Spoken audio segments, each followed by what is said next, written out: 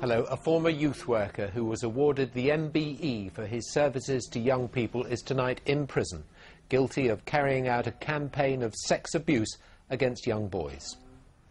Harry Day is 70. A jury at Norwich Crown Court found him guilty of 21 offences against 8 boys. All but one of his victims was under 16. Day carried out his assaults behind the scenes at a summer camp he set up for children at Hemsby near Great Yarmouth. The court was told he continued the abuse over a period of 22 years. As he was sentenced, the judge described the offences as the grossest possible breach of trust. He's been jailed for 13 years. This was the reaction after the verdicts were delivered.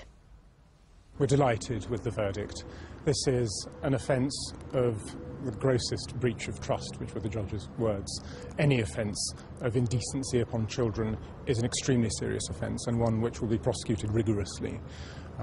In this case, the offences were perpetrated over a period of some 20 years, from the early 70s to the mid-90s, and Mr. Day abused a position of trust in order to enable these offences to take place. I'm very pleased with the verdict. It's an excellent result. It's a testament to the victims that were brave enough to come forward and speak to us and give evidence in court, which has been very traumatic for them, and also to the team that investigated these offences. They worked very hard and had to deal with some really emotive issues. Well, Alex Dunlop was in court for today's verdicts. He's been finding out how a man so outwardly respectable was able to hide his crimes for such a long time. John, not his real name, is now 34. He was just 12 when Harry Day first sexually assaulted him. It went on for 2 years. He made me have sex with him and another boy. And how often would that happen? Every weekend that we went up there. I still go to bed, now and have nightmares about what went on. I've drunk really heavily. I've taken drugs to blot things out. I've had 2 failed marriages. I've lost 2 businesses. We took another of Harry Day's victims back to the site in Hemsby, where he groomed and abused young boys.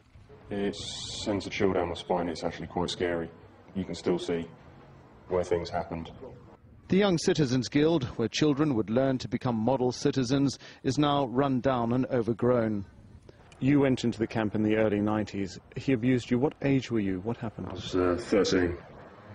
As I was climbing into my bed, he put his hands down my trousers, and I told him to stop. Harry Day ran the guild for more than 40 years, first in Essex and then here on the Norfolk coast. For parents, it was a safe summer haven for their children, their welfare unwittingly entrusted to this man. I designed my organisation to take in, just a few of these young people and see what we could do, to make them better citizens of the future.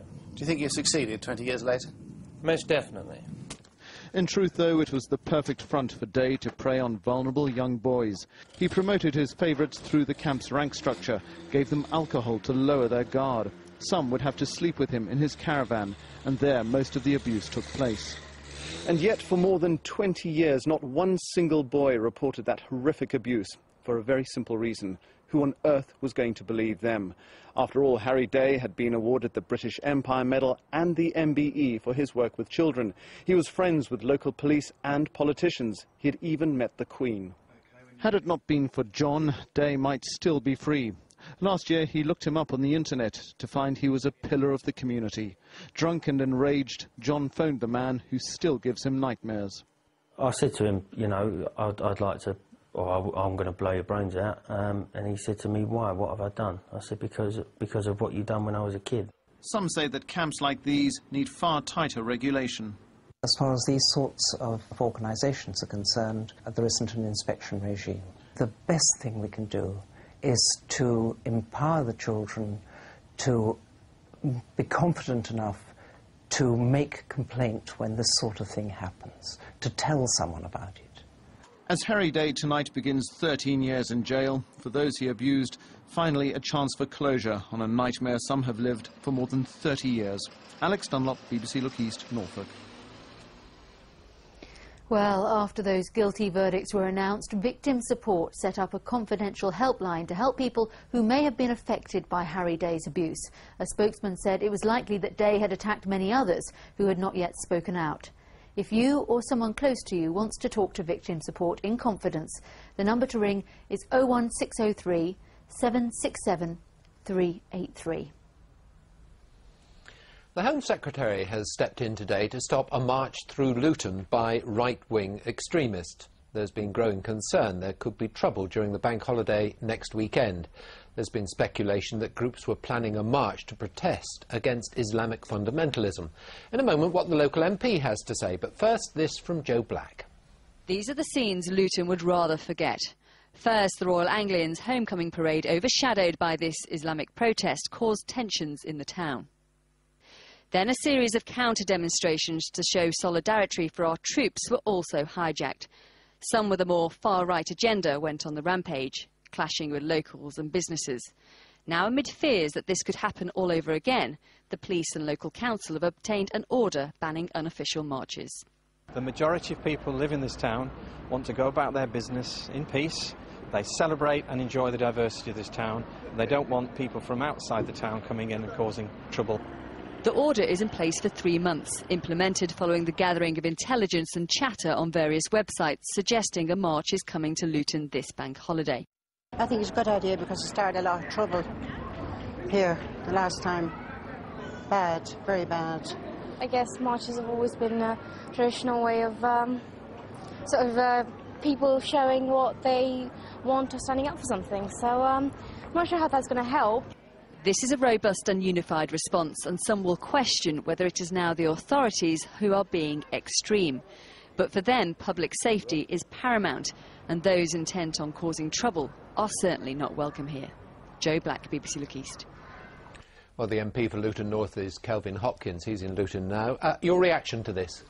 Well, I think the Home Secretary has made the right decision. You know, we have free speech in Britain and good thing too, but we have certain categories of speech which are against the law, incitement to racial hatred and so on. And I think that's right that we, in a multiracial society, we want to promote peace and friendship between all peoples, not hostility and violence. The fact that you need to do this, what does it say about community relations in Luton? Well, community relations in Luton are absolutely fine. I mean, I've lived here 40 years, and it's a remarkably friendly town where we all get on very well with each other. There, of course, in every area, there are tiny minorities of people who want to stir up trouble, but the overwhelming majority of people in Luton are friendly across the divides between the different communities. And I have many friends from every part of the town. And as I say, I've lived here 40 years. My children grew up in Luton. My daughter Leon still lives in Luton. You know, I think it's a wonderful town and a remarkably friendly town. You say that, but actually, to the outside, community relations can look fragile. We had the trouble when the Royal Anglians were marching. Now this. Well, this was there were a tiny minority of radicals radical Muslims who've been overwhelmingly rejected by the local Muslim community, who've been praised in no less organ than the Daily Mail for their rejection of this minority. And I think that speaks volumes for our local people. I think that won't be hurt, that you won't be seeing that again. But I think extreme right-wing racists from outside Luton coming in to stir up trouble in our community is something we do not want, and I'm glad the Home Secretary has banned it. Mr. Hopkins, thank you very much. Well, lots more to come.